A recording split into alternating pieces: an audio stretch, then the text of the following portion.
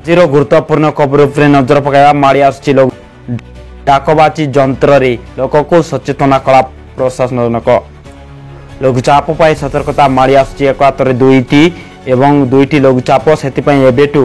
ସତର୍କତା ଜାରି ରହିଛି ପ୍ରଶାସନିକ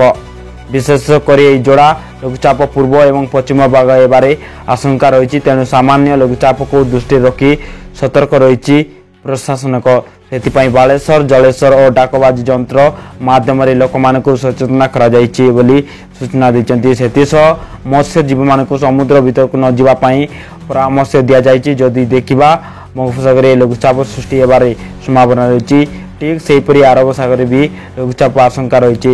ଦକ୍ଷିଣ ଭାଗ ଉତ୍ତର ପୂର୍ବ ଆରବ ସାଗର ଅଞ୍ଚଳରେ ଘୂର୍ଣ୍ଣିବଳୟ ସକ୍ରିୟ ରହିଛି ଆଗାମୀ 12 ଘଣ୍ଟାରେ ସମାନ ଅଞ୍ଚଳରେ ଲଘୁଚାପ କ୍ଷେତ୍ର ସୃଷ୍ଟି ହେବାର ସମ୍ଭାବନା ରହିଛି ସେଥିପାଇଁ ଏବେଠୁ ପ୍ରଶାସନିକ ଓ ସତର୍କତା ଜାରି ରହିଛି ବୋଲି